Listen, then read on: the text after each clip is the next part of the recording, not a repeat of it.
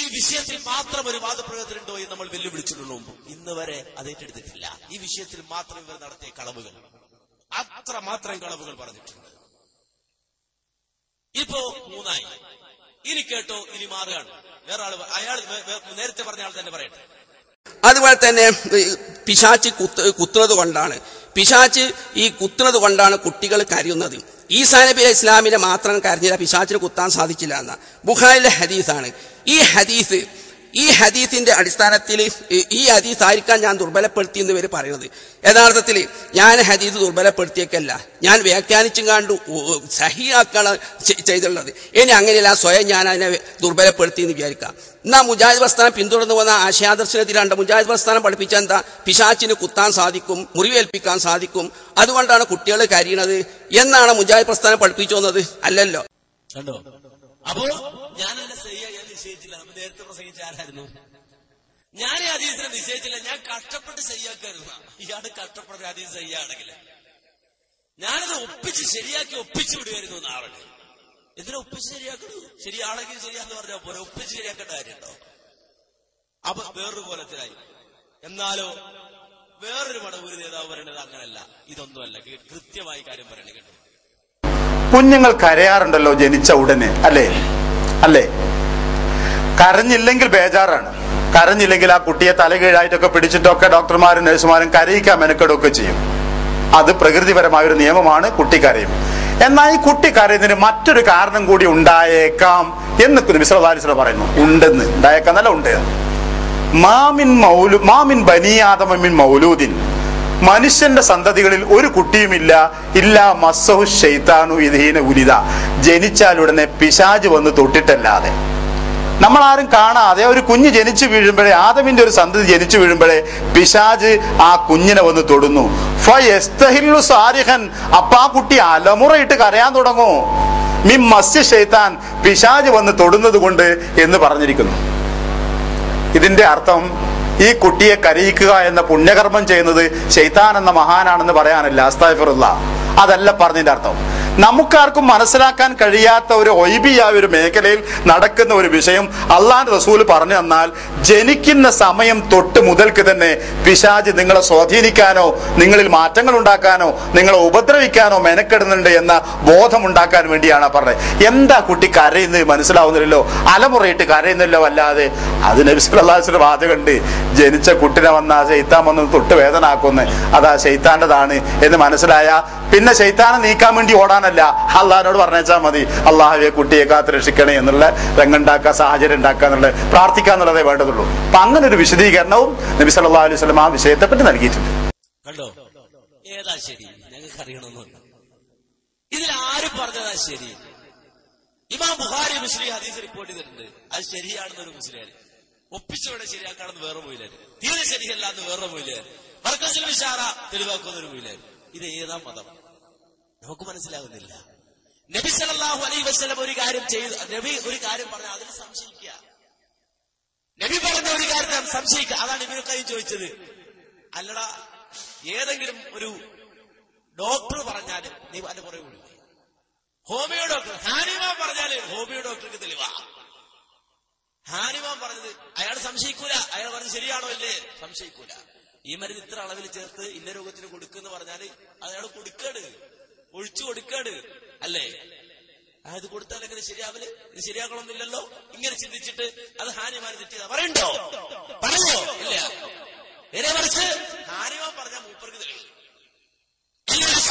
മുഹമ്മദ് മുസ്തഫ സല്ലല്ലാഹു അലൈഹി വസല്ലം പറഞ്ഞത് എന്ത്, നീ എന്തിനാ സംശയിക്കുന്നത്? സംശയിക്കാൻ നിനക്കെന്ത് അധികാരം?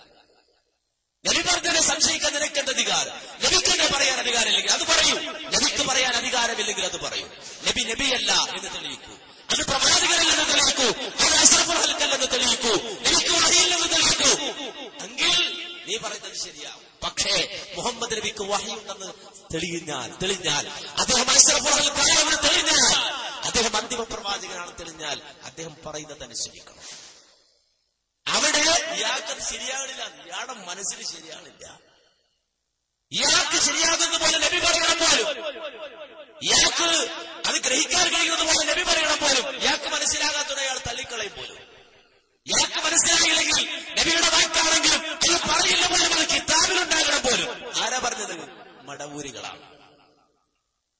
മടവൂരികളാണ്. ഇപ്പൊ ചില മടവൂരികള് അവരുടെ പേരെഴുതിയിട്ട് അതിന്റെ ചുവട്ടിൽ എഴുതി വെക്കുക ISM സംസ്ഥാന പ്രവർത്തക സമിതി അംഗം. അങ്ങനെ പേരെഴുതി വെച്ച മടവൂരിയാണെങ്കിലും ISM സംസ്ഥാന പ്രവർത്തക സമിതി അംഗമെന്ന പേരെഴുതി വെച്ചത് കൊണ്ടൊരു മടവൂരിയില്ലാതാകുന്നില്ല. ആ ചിന്ത ചിന്തയില്ലാതാകുന്നില്ല. ആ പേര് കൊണ്ട് ഈ തോന്നിവാസം ശരിയാകുകയില്ല. നിങ്ങൾ മനസ്സിലാക്കണം. ചില ആളുകൾ അങ്ങനെ വിചാരിച്ചു ISMന്റെ സംസ്ഥാന സമിതി അംഗം എന്ന് എഴുതി വെച്ചാൽ അയാൾ പിന്നീട് എല്ലാം ശരിയാകുന്നതാണ്. ശരിയാകൂല. അത് ശരിയല്ല. മാത്രമല്ല ഇപ്പൊ അങ്ങനെ ചില ആളുകൾ ക്യാമറമാൻ ക്യാമറമാൻ അല്ലെ KNMന്റെ പരിപാടി ഷൂട്ട് ചെയ്യുന്ന ആള് KNM ക്യാമറമാൻ, KNMന്റെ സമ്മേളനത്തിന് ചോറ് വെച്ച KNM പണ്ടാരി, പിന്നെ 10 പേർക്ക് KNM പണ്ടാരി. എന്ത് കഷ്ടായത്. മാത്രമല്ല നിങ്ങൾ മനസ്സിലാക്കുക, ഇതില് ഒരു ലേഖനം, ഈ ലേഖനത്തിൽ എന്താ, പിന്നെ 100ാമത്തെ പേജിൽ നമ്മുടെ പ്രവർത്തക സമിതി അംഗം നമ്മുടെ ഒരു എഴുതിയ ബുക്ക്, അതിന്റെ 100ാമത്തെ പേജിൽ പറഞ്ഞു കേട്ടോളൂ. ജൂതൻ മന്ത്രിച്ച നൂലുകെട്ടി ഇബ്നു മസ്ഊദ് റളിയല്ലാഹു അൻഹുവിന്റെ ഭാര്യയുടെ കണ്ണിൽ നിന്നും ധാരധാരയായി ഒഴുകിയ കണ്ണീർ നിന്നു എന്ന ഹദീസല്ല കേട്ടോ. രോഗം വർദ്ധിപ്പിക്കുകയുള്ളൂ എന്നും നിന്റെ ഉദ്ദേശം സഫലമാകാതിരിക്കട്ടെ എന്നും റസൂൽ സല്ലല്ലാഹു അലൈഹി വസല്ലം പ്രാർത്ഥിച്ചതാണ് നാം മാതൃകയാക്കേണ്ടത്. അല്ലാതെ ജൂതൻ മന്ത്രിച്ച നൂലുകെട്ടി ഇബ്നു മസ്ഊദ് റളിയല്ലാഹു അൻഹുവിന്റെ ഭാര്യയുടെ കണ്ണിൽ നിന്നും ധാരധാരയായി ഒഴുകിയ കണ്ണീർ നിന്നു എന്ന ഹദീസല്ല. ചരട് കെട്ടിയാൽ രോഗം മാറില്ലെന്ന ഹദീസും ജൂതൻ മന്ത്രിച്ചാൽ കണ്ണീര് നിൽക്കുമെന്ന ഹദീസും സഹിഹായി റിപ്പോർട്ട് ചെയ്തിട്ടുണ്ട്.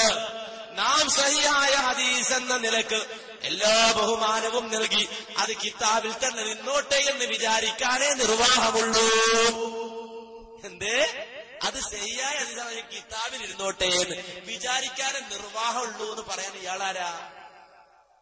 ഇയാളേതാ ഹലിമ? ഇയാളേത് ആലിമല്ലാവയാ? അത് കിതാബിൽ ഇരുന്നോട്ടെ എന്ന് വിചാരിക്കാനേ നിർവാഹമുള്ളൂ. ഇയാൾ ഏത് ISM ആണ്? ഇയാൾ വിചാരിച്ച ISM എന്ന് എഴുതിയാൽ പിന്നെ അതൊക്കെ ശരിയാവുന്ന പറഞ്ഞത്. ISMന്റെ സംസ്ഥാന സെക്രട്ടറി ആയിരുന്നു ഹുസൈൻ ബഡൂർ. അറിയോ? അവിടെ അയാളെ മുസ്ലിം ഇവിടെ മുജാഹിദ് സ്വീകരിച്ചോ? ഖുർആൻ പറഞ്ഞപ്പോ പുറംകാലുകൊണ്ട് ചവിട്ടി പുറത്താക്കി ഈ പ്രസ്താവമെങ്കിൽ അദ്ദേഹത്തിന് പോകേണ്ടി വന്നുവെങ്കിൽ ഇത് ഇസ്ലാമികമല്ല, ഇത് ഹദീസ് നിഷേധമാണ്, ഇത് ഹദീസിനെ പച്ചയായി പുച്ഛിച്ചിരുന്ന ജൂത സമ്പ്രദായമാണ്. ഇത് അംഗീകരിക്കാൻ ഒരു മുസ്ലിമിന് സാധ്യമല്ല, ഒരു മുജാഹിദുകാരന് സാധ്യമല്ല. ഹദീസ് ചെയ്യാണ് കിതാബിൽ ഇരുന്നോട്ടെ എങ്കിൽ കേൾക്കണോ നിങ്ങൾക്ക്? KM മൗലവി ആ ഹദീസ് ഉദ്ധരിച്ചിട്ടുണ്ട്. KM മൗലവിയേക്കാൾ വിവരമുണ്ടോ ഈ മഹാന്? KM മൗലവിയേക്കാൾ കിതാബ് അറിഞ്ഞ ആളാണോ ഈ മഹാന്? KM മൗലവി ഹദീസ് ഉദ്ധരിച്ചു, അമാന് മൗലവി ആ ഹദീസ് ഉദ്ധരിച്ചു. അമാന് മൗലവി മനസ്സിലാക്കിയാൽ അത് ശരിയാണ്, അതിനകത്ത് ഇരുന്നോട്ടെ. ഹദീസിനെ സംബന്ധിച്ച് പണ്ഡിതന്മാർ അഭിപ്രായ വ്യത്യാസം പറഞ്ഞിട്ടുണ്ട്. ചില പണ്ഡിതന്മാർ ദുർബലമാണെന്ന് ചൂണ്ടിക്കാട്ടിയിട്ടുണ്ട്. എന്നാൽ അത് സഹീഹാണ് എന്ന് മനസ്സിലാക്കിയ പണ്ഡിതന്മാർ അത് സഹീഹാണെന്ന് കരുതി അത് കിതാബിൽ ഇരുന്നോട്ടെ എന്ന് വിചാരിക്കല്ല. KM മൗലവി അത് ഉദ്ധരിച്ചു, അമാന് മൗലവി ഉദ്ധരിച്ചു, അമാന് മൗലവി അദ്ദേഹത്തിന്റെ പുസ്തകത്തിൽ ഉദ്ധരിച്ചു. ഇനി ഇതൊന്നും കൊണ്ട് പോരാ, മടവൂരി പറയണോ? മടവൂരി ഉദ്ധരിക്കണോ? എങ്കിൽ കേട്ടോളൂ, മടവൂരി എന്തെല്ലാം വിഷയം പറയുന്നുണ്ട്. മടവൂരി പറയുന്നത് കേട്ടോളൂ കൃത്യമായി ഇതേ വിഷയം. അബ്ദുല്ലാഹി ഇബ്നു മസ്ഊദ് റളിയല്ലാഹു അൻഹു വീട്ടിലേക്ക് വന്നപ്പോൾ അദ്ദേഹത്തിന്റെ ഭാര്യയുടെ കഴുത്തിൽ ഒരു ചരട് കണ്ടു. അപ്പൊ ചോദിച്ചു, അല്ല നിന്റെ ഈ കഴുത്തിൽ ഇപ്പൊ എന്താ ഒരു ചരട് കാണുന്നത്? അതെ, അത് ഞാനിന്ന് രാവിലെ ഇന്ന സ്ഥലത്തേക്ക് പോയപ്പോൾ വഴി മധ്യേ ഒരാള് എതിരെ വരുന്നുണ്ടായിരുന്നു. അയാൾ എന്നെ ആപാത ചൂട് ഇങ്ങനെ നോക്കി. അയാൾ എന്നെ പാസ് ചെയ്ത് കഴിഞ്ഞപ്പോ മുതൽ എന്റെ 2 കണ്ണിൽ നിന്ന് ഇങ്ങനെ വെള്ളം ഒഴുകാൻ തുടങ്ങി. കണ്ണീർ ബാധിച്ചതാണ്. ഇങ്ങനെ ബാധിച്ചിട്ട് കണ്ണിൽ നിന്ന് വെള്ളം ഒഴുകാൻ തുടങ്ങി. അപ്പൊ അതുകൊണ്ട് ഞാൻ പോയി മന്ത്രിപ്പിച്ച് കെട്ടിയതാണിത്, ശമനം ഉണ്ടാകാൻ വേണ്ടി. അബ്ദുല്ലാഹി ഇബ്നു മസ്ഊദ് റളിയല്ലാഹു അൻഹു വീട്ടിലേക്ക് വന്നപ്പോൾ അദ്ദേഹത്തിന്റെ ഭാര്യയുടെ കഴുത്തിൽ ഒരു ചരട് കണ്ടു. അപ്പൊ ചോദിച്ചു, അല്ല നിന്റെ ഈ കഴുത്തിൽ ഇപ്പൊ എന്താ ഒരു ചരട് കാണുന്നത്?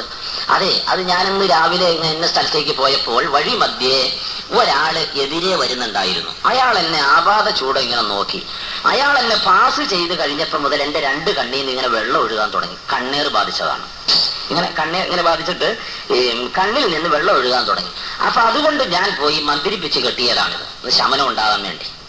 അപ്പം ഇബ്നു മസ്ഊദ് റളിയല്ലാഹു അൻഹു പറഞ്ഞു, ആലു മസ്ഊദിന്റെ കുടുംബത്തിൽ ഇത് ചേർന്നതല്ലല്ലോ, ഇത് നീ പൊട്ടിച്ചു കളയുക. ഇന്നമായക്ഫീകി, നിനക്ക് മതിയാകുമായിരുന്നു അള്ളാഹുവിന്റെ ദൂതൻ പഠിപ്പിച്ച ഈ പ്രാർത്ഥന, അള്ളാഹുവിന്റെ റസൂല് പഠിപ്പിച്ച ഈ പ്രാർത്ഥന നിനക്ക് മതിയാകുമായിരുന്നു. നിനക്കൊരു വിഷമത ഉണ്ടായാൽ നീ എന്ത് ചെയ്യണം? അള്ളാഹുവിനോട് പറഞ്ഞാൽ മതി. ഈ വിഷമതയ്ക്ക് എന്താണ് പറയേണ്ടത്? അദ്ഹിബിൽ ബഅ്സ റബ്ബന്നാസ്, മനുഷ്യരുടെ പ്രയാസങ്ങളെ നീക്കം ചെയ്യാൻ കഴിവുള്ള നാഥ, ഈ പ്രയാസത്തെ എന്നിൽ നിന്ന് നീ ദൂരീകരിക്കണമേ. വഷ്ഫി അന്ത ഷാഫി, നീയാണ് സുഖമേകുന്നവൻ, എനിക്ക് നീ സുഖം നൽകണം. നീ സുഖമേകിയാൽ ഒരിക്കലും അതിന് ഒരു അല്പം പോലെ അംശം അസുഖത്തിൽ ബാക്കി നിൽക്കുകയില്ല എന്ന റസൂലുള്ളാഹിയുടെ പ്രാർത്ഥന നിനക്ക് മതിയാകുമായിരുന്നല്ലോ എന്ന് പറഞ്ഞിട്ട് ഇബ്നു മസ്ഊദ് റളിയല്ലാഹു അൻഹു ആ നടപടിക്രമത്തെ അപലപിക്കുകയും അത് പൊട്ടിച്ചു കളയുകയും ചെയ്തു. ഇതൊരു രംഗമാണ്. ഇത് രംഗാണ്. എന്തിന്? CM മൗലവി ആലുവ, അദ്ദേഹത്തിന് മനസ്സിലായില്ല. ഈ ഹദീസ് ചെയ്യുകയാണെങ്കിൽ കിതാബിൽ ഇരുന്നോട്ടെ, പറയണ്ട. അവർക്കൊന്നും മനസ്സിലാകാത്തത്, KM മൗലവിക്ക് മനസ്സിലാകാത്തത്, അമാനി മൗലവിക്ക് മനസ്സിലാകാത്തത്, CM മൗലവിക്ക് മനസ്സിലാകാത്തത് മനസ്സിലായ ആള് KKP അബ്ദുള്ള. അയാൾക്ക് മനസ്സിലായി. അതുവരെ ശരിയായിരിക്കട്ടെ, ആരുമില്ലെല്ലാം വേണം. അമാനി മൗലവിക്ക് മറുപടി ഈ ബുക്കില്, അമാനി മൗലവിക്ക് മറുപടി. വിവരമുള്ള ഒരാളാണെങ്കിൽ പരിഗണിക്കും അഭിപ്രായമാണ്. വിവരമുള്ള ഒരാളാണെങ്കിൽ പരിഗണിക്കും അഭിപ്രായം പറഞ്ഞാൽ. നിങ്ങൾ നോക്കൂ, ഇതിനെന്താ പറയുന്നത്? ഏതെങ്കിലും ഒരു പിശാചിനെ പ്രത്യേകം സേവിച്ചില്ലെങ്കിൽ കൂടി മറഞ്ഞ കാര്യം ഗണിച്ചും പ്രശ്നം നോക്കിയും പറയുന്ന കാര്യത്തിൽ പൈശാചിക സഹായം കിട്ടും. ഇസ്ലാഹി പ്രസ്ഥാന വിമർശനങ്ങളും മറുപടിയും, പേജ് 134. കേട്ടോ, തന്മൂലം മറ്റുള്ളവർക്കറിയാൻ പ്രയാസമുള്ള പല അറിവും ഇത്തരം ജോലിയിൽ ഏർപ്പെടുന്നവർക്ക് ലഭിക്കുകയും ചെയ്യും. ഇതിൽ യാതൊരു അസാംഗത്യവുമില്ല തന്നെ. പിശാചിന് പ്രത്യേകം പൂജയും മറ്റ് കർമ്മങ്ങളും നടത്തി സേവിക്കുന്നവർക്ക് അവന്റെ സേവ ലഭിക്കുന്നതിൽ അസാംഗത്യമില്ല. എന്നാൽ ഇത്തരക്കാർ പറയുന്നത് ശരിയോ തെറ്റോ എന്നതല്ല പ്രശ്നം, അവരുടെ അടുക്കൽ പോകാമോ, അവർ പറയുന്നത് വിശ്വസിക്കാമോ എന്നതാണ്. ഇതെല്ലാം ഇസ്ലാം കർശനമായി നിരോധിച്ചിരിക്കുന്നു. അതേ പുസ്തകം 134. ഇത് അമാനി മൗലവിയുടെ ബുക്കിലുള്ളതാണ്, ഈ പുസ്തകത്തിലുള്ളതാ, ഇസ്ലാമിക ജീവിതം പുസ്തകത്തിൽ. ഓൻ എടുത്തിട്ട് മറുപടി പറയാം. ഇത് ഏത് ISM? ഹുസൈൻ മടവൂർ അദ്ദേഹത്തിന്റെ പ്രസ്ഥാനത്തിലെങ്കിലും ISM തന്നെ എഴുതി വെക്കണത്, KNM തന്നെ എഴുതി വെക്കണത്. പക്ഷേ ഇതൊരു മുജാഹിദ് പ്രവർത്തകൻ അംഗീകരിച്ചു തരില്ല, ഒരു മുജാഹിദ് പ്രവർത്തകൻ അംഗീകരിച്ചു തരില്ല. ഇത് തോന്നിവാസമാണ്. ആ തോന്നിവാസം KNMന്റെ പേരിൽ ചെലവഴിച്ച് നാട്ടിൽ ഇങ്ങനെ ഊരു ചുറ്റാമെന്ന് ഒരാളും ഒരു PP വിചാരിക്കണ്ട. ഇത് മനസ്സിലാക്കണം. ഇപ്പൊ ഒരു അവതാരിക വന്നിട്ടുണ്ട്. അവതാരികയിൽ ഒരു സത്യം ഉണ്ടാകുന്നത്, അവതാരിക സത്യം. ആ സത്യം കേട്ടാല് ഞാൻ വായിച്ചില്ല. പെട്ടെന്നാണ് കുറച്ച് കൊച്ചു മൗലവിമാർ തങ്ങളുടെ അറിവുകളും കൊണ്ട് പ്രസ്ഥാനത്തിലേക്ക് എടുത്തു ചാടിയത്. ചില കൊച്ചു മൗലവിമാര് കേട്ടോ.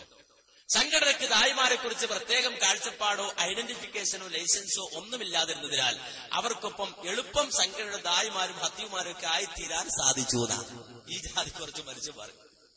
പ്രത്യേകിച്ച് ഐഡന്റിഫിക്കേഷൻ ഒന്നും ഇല്ലാത്തതുകൊണ്ട് ഈ ജാതി മനുഷ്യന്മാരൊക്കെ ഇപ്പൊ ഹത്തീമാരും അതുപോലെ തന്നെ മൂല്യമാരും മൗലവിമാരായിട്ട് ഊരു ചുറ്റാണ് എന്നാണ്. അതിന് ഏറ്റവും വലിയ തെളിവ് അദ്ദേഹം പറഞ്ഞത് ശരിയാണെന്നതിന്റെ തെളിവിന്റെ അവസാനം ഇദ്ദേഹത്തെ ഈ ബുക്ക് എഴുതിയ അബ്ദുള്ള ഇയാൾ പരിചയപ്പെടും. അബ്ദുള്ളക്ക് എല്ലാവർക്കും അറിയാലോ അബ്ദുള്ളയെ. ഇയാൾ പരിചയപ്പെടുത്താണ്. എന്താ പറയുന്നത്? പരിചയപ്പെടുന്നത് കേട്ടോളൂ. എന്താ പറയുന്നത്? യുവ പണ്ഡിതനും എഴുത്തുകാരനും ISM സംസ്ഥാന പ്രവർത്തക സമിതി അംഗവുമായ ജനാബ് KKP അബ്ദുള്ള ചെയ്യുന്നത്.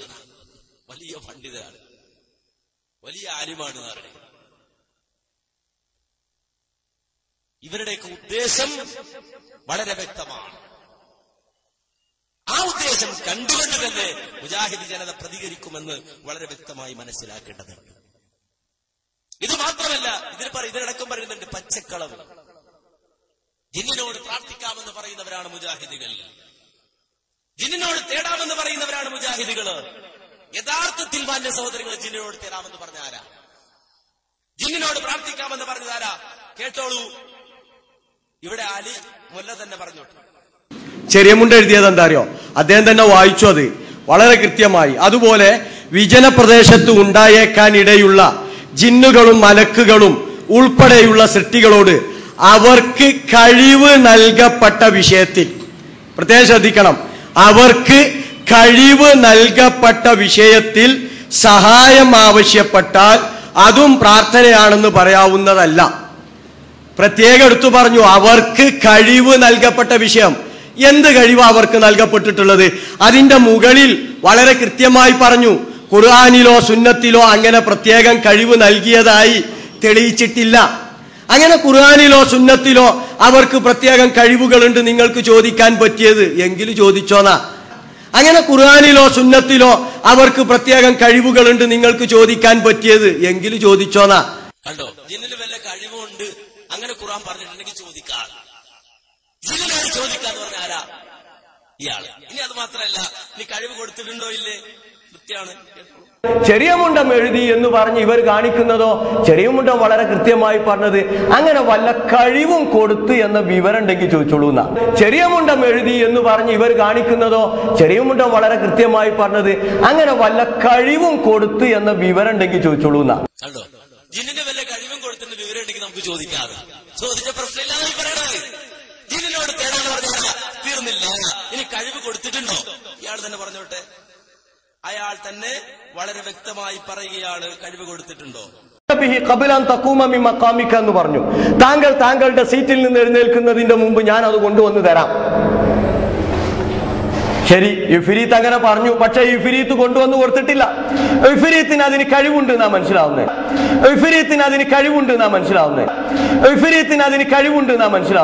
ഞാൻ ചോദിക്കട്ടെ, എങ്കിൽ ഇഫ്രീത്തിനെ വിളിച്ച് സിംഹാസനം വേണ്ട, ആ സ്റ്റൂള്, ആ കസേരൊന്നൊന്ന് ഇങ്ങോട്ട് എടുത്തു കൊണ്ടുവാ ഇഫ്രീത്തെ എന്ന് പറയാൻ പറ്റുമോ?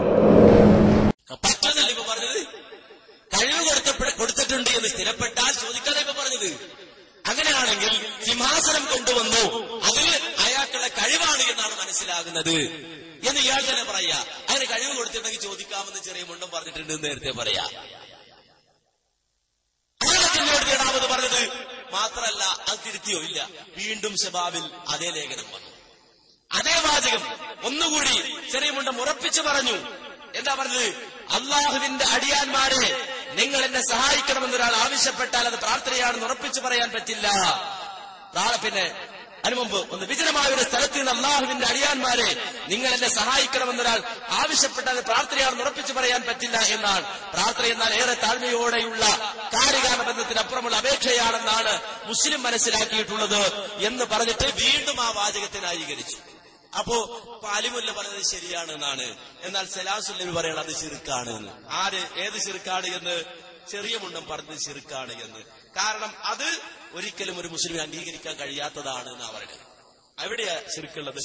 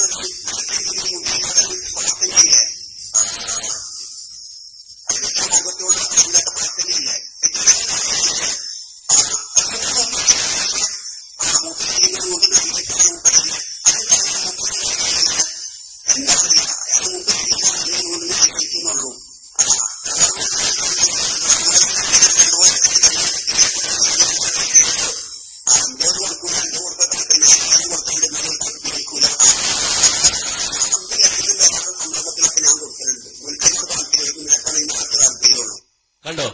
അപ്പോ ചെറിയ മുണ്ടം പറഞ്ഞ ശിർക്കാണ് സലാസുല്ലമി, ചെറിയ മുണ്ടം പറഞ്ഞ തൗഹീദാണ് അലി മദനി. അങ്ങനെ ജിന്നോട് പ്രാർത്ഥിക്കാന്ന് പറഞ്ഞിട്ട് അത് സക്കറിയ സലാഹി പറഞ്ഞിട്ടുണ്ടെന്നാ. ഒരാൾ പറയും സക്കറിയ സലാഹി പറഞ്ഞിട്ടുണ്ട്. എന്താ സക്കറിയ സലാഹി പറഞ്ഞിട്ട് ജിന്നോട് പ്രാർത്ഥിക്കാന്നാ? ഇതാണ് ഞാനുമായി ബന്ധമുള്ളത്. മറ്റെല്ലാം പച്ചക്കളവുകളാണ്. സക്കരിയ സലാഹി എന്ന് പറഞ്ഞിട്ട് 16 കൊടുത്തിൽ ഈ 5 മാത്രമാണ് ഞാനുമായിട്ട് എന്തെങ്കിലും ബന്ധമുള്ളത്. ഒന്നാമത്തെ എന്താ അറിയോ? അപകടഘട്ടങ്ങളിൽ ജിന്നിനോടും മലക്കിനോടും സഹായം തേടാൻ ഞാൻ വെല്ലുവിളിക്കുന്നു ലോകത്തുള്ള സർവ്വ മടവൂരികളെയും. എവിടെയാ ഞാനിത് എഴുതിയത്? കാണിച്ചു തരണം നിങ്ങള്. പച്ച നോണ അച്ചടിച്ചു വിടുക. ദീനീ പ്രവർത്തനം എന്നും പറഞ്ഞിട്ട് അപകടഘട്ടങ്ങളിൽ ജിന്നിനോടും മലക്കിനോടും സഹായം തേടാൻ ഞാൻ വെല്ലുവിളിക്കുന്നു ലോകത്തുള്ള സർവ്വ മടവൂരികളെയും. എവിടെയാ ഞാനിത് എഴുതിയത്? കാണിച്ചു തരണം നിങ്ങള്. പച്ച നോണ അച്ചടിച്ചു വിടുക. ദീനീ പ്രവർത്തനം എന്നും പറഞ്ഞിട്ട് അപകടഘട്ടങ്ങളിൽ ജിന്നിനോടും മലക്കിനോടും സഹായം തേടാൻ ഞാൻ വെല്ലുവിളിക്കുന്നു ലോകത്തുള്ള സർവ്വ മടവൂരികളെയും. എവിടെയാ ഞാനിത് എഴുതിയത്? കാണിച്ചു തരണം നിങ്ങള്.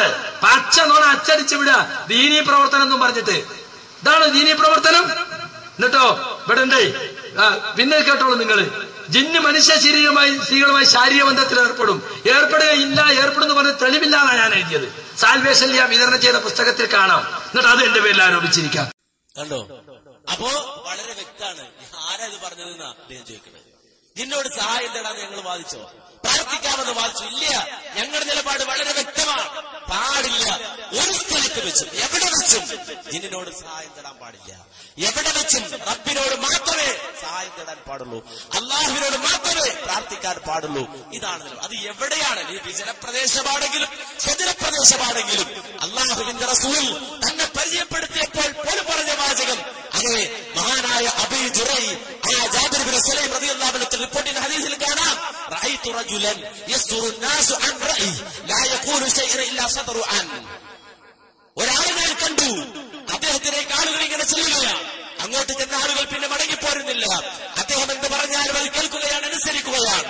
ആ സന്ദർഭത്തിൽ ഞാൻ ചോദിച്ചു, മൻ ഹാദാ? ആരാണ് ഇദ്ദേഹം? ആരും അവര് പറഞ്ഞു റസൂലുള്ളാഹ്, അല്ലാഹുവിന്റെ റസൂലാണ്. ഖുൽതു, ഞാൻ ചെന്നു റസൂലുള്ളാഹിന്റെ അടുക്കലേക്ക്. എന്നിട്ട് പറഞ്ഞു അലൈക്കസ്സലാം, അലൈക്കസ്സലാം എന്ന് പറഞ്ഞു. യാ റസൂലല്ലാഹ് അലൈക്കസ്സലാം എന്ന് പറഞ്ഞപ്പോൾ 2 പ്രാവശ്യം പറഞ്ഞപ്പോൾ റസൂൽ എന്ന് പറഞ്ഞു ലാ തഖുൽ അലൈക്കസ്സലാം, നീ അലൈക്കസ്സലാം എന്ന് പറയല്ല. അലൈക്കസ്സലാമു തഹിയ്യത്തുൽ മയ്യിത്ത്, അത് മയ്യിത്തിനുള്ള തഹിയ്യത്താണ്. ഖുൽ അസ്സലാമു അലൈക, അസ്സലാമു അലൈക എന്ന് പറയൂ. ഖാല ഖുൽതു അൻത റസൂലുള്ളാഹ്, ഞാൻ ചോദിച്ചു അല്ലാഹുവിന്റെ റസൂലാണോ താങ്കൾ? ആ സമയത്ത് നബി പറഞ്ഞു അന റസൂലുള്ളാഹി അല്ലദി ഇദാ അസാബക ളർറൻ ഫദഅഉതഹു കശഫഹു അൻക വഇദാ അസാബക ഹമസനതൻ ഫദഅഉതഹു അംബതഹാ ലക വഇദാ കുന്ത ബിഅർദിൻ ഖഫ്രിൻ ഔ ഫലാത്തിൻ ഫലല്ലത് റാഹിലതുക ഫദഅഉതഹു റദ്ദഹാ അലൈക. അതോ ഞാൻ റസൂലാണ്. എങ്ങനെയുള്ള റസൂല്?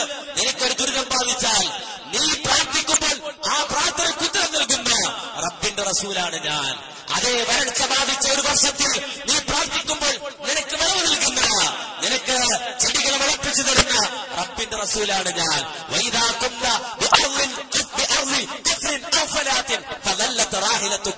നീ വിജനമായ ഒരു പ്രദേശം